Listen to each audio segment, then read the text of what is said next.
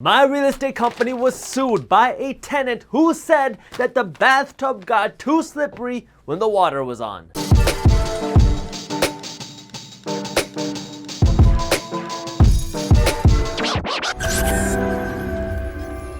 What's up everybody, I am Jaspreet Singh and welcome to the Minority Mindset. They say if you haven't been sued, you haven't been in business long enough. Well, lucky for me, I was sued right in the beginning of my real estate investing career by my first tenant who said that the bathtub was slippery when the water was on. I'm going to be going over what happened, what I learned, and what you need to know, this way you can protect yourself. But before we get into that, make sure you hit that thumbs up button below and subscribe to the Minority Mindset YouTube channel. That way you don't miss our new financial education videos every single week. Oh, and hit that little notification bell too, otherwise YouTube doesn't let you know when the new videos are released. The first property I bought was a condo back about a decade ago. Wow, time flies. And the tenants that moved in were this old couple that I found off of Craigslist. I hired a property management company to take care of my property, but the first mistake I made was I didn't wait for my property management company to find me a qualified tenant. I was just so excited to be a part of this whole investing game that I went out and I found a tenant myself. I found this old couple off of Craigslist and I told my management company to sign a lease and get them moved in right away. Big mistake. I was so excited to lease out my first investment property that I was this close to taking my tenants out to dinner just because they were gonna lease my property, but my property managers talked me out of this. This was my first time getting involved with investing and I was really young and I didn't have a mentor or guidance or family members that were involved with real estate. This was just me trying to figure it out and I was so excited to be a part of the process. Well, turns out these tenants were very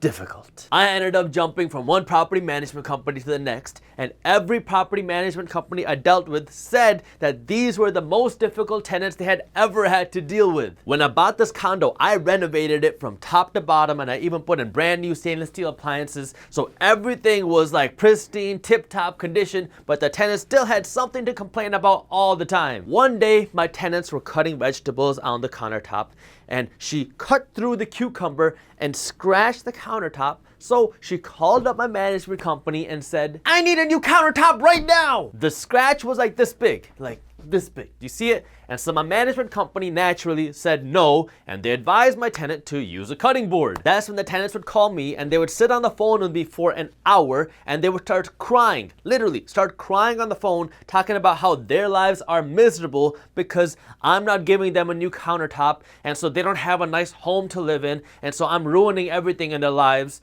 And so then I felt really bad and I sent my contractor out there to give them a brand new countertop because she scratched it trying to cut vegetables. One time, this is kind of funny. So my tenants called the management company because the light in their bedroom suddenly stopped working and they said that their apartment, the condo, was having electrical issues and so it's not safe for anyone to live there. We got worried, so we sent a team out there and that's when we found out that my tenants needed a new light bulb. So you get the idea, right? Well, at one point, my tenants called my management company and they said that the paint on the bottom of their bathtub was chipping and they wanted it fixed. My contractor goes out there, he takes pictures of the bathtub and he sees that there's a little paint chip about 1/4 inch by 1/4 inch big, and he says that it's not really worth doing anything for. But I felt bad and I don't want to be a slumlord, so I said, let's get this fixed and let's put a shower mat on the ground too so there's more support for the tenants, and let's install a handicap bar. This way the tenants have something to hold on to when they're getting in and out of the shower. My tenants didn't ask for these things, but I wanted to do that because I like to take care of my properties and I wanted to take care of my tenants. My contractor goes to the property to do the work, he knocks on the door and my tenants say, "Oh, sorry, my husband slipped at a friend's barbecue over the weekend and he broke his hip. Today is not a good time. Can you come by later?" A contractor calls 1 week later and my tenants say, "No, sorry, still not a good time." 2 weeks later calls and does the same thing, still not a good time. 3 weeks later he does the same thing and my tenants say,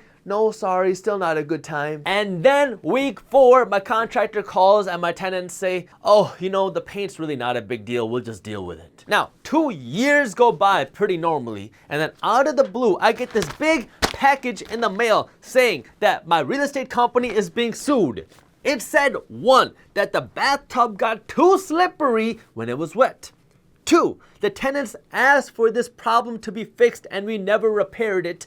And 3, now the tenants want emotional damages, they want medical bills covered, they want a refund on rent because the condo was not safe to live in. Now I was completely thrown off guard because it had been 2 years since that whole fiasco happened, and so I called up my property management company and said, hey, did you guys hear anything about this condo or a tenant slipping or anything like that? And they said, no, we have no idea what you're talking about. Now my property management company starts digging through records, and this is why I love property management companies, because their job is to document everything, and there in our records it shows that the tenant slipped and fell at a friend's barbecue and broke their hip there, and then they denied our repairs. The tenants just went out and hired one of those free attorneys that take a percentage of your winnings, and they were trying to grab at some money. Before I get into how much this lawsuit ended up costing me, I just want to emphasize that real estate is still my favorite place to invest. You will have hurdles and you will have to jump over obstacles, but this is how you learn to do it the right way, and I hope my experiences will show you how not to make the same mistakes that I did. And if you do want to be involved with real estate, but you don't want to worry about dealing with tenants, and you don't want to worry about being sued, and you want to be completely 100% hands off,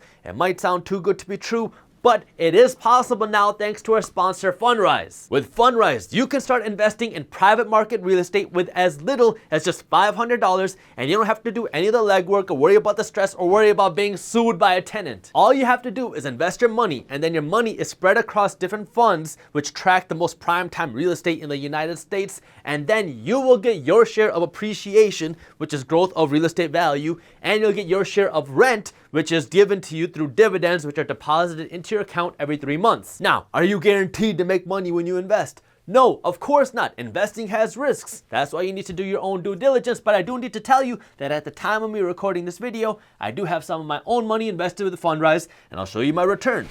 In 2018, I got just over a 7% return on my money, and in 2019, my investment fund grew by over 9%. So not bad. So if you want to learn more and start passively investing in real estate with Fundrise, I got the links to how you can do that in the description below. Minority Mindset is a partner with Fundrise, so if you use them, we will get compensated, but there's no additional cost to you. So if you want to learn more and see the historical returns with Fundrise, I got the links for you in the description below. So this case went in front of a judge, and the judge looked at the case and said that this wasn't worth his time, essentially saying that this was stupid, and then he said that we should go to mediation. Mediation is where the 2 different attorneys meet with a third-party mediator who try to come up with a settlement or a plan to figure things out without going to court. So we go there, and my tenant's attorney is really hardballing it. She says that we're not going to accept anything less than $150,000 for this negligence done by me. And then my attorney goes and he says, well, first off, we have records saying that the tenants fell at a barbecue, not at the property. Second, we have documentation showing that the tenants denied repairs multiple times and we were willing to go above and beyond what the tenants even wanted. Third, our property was just recently inspected by the city inspector and we know that this property is safe to live in. Fourth,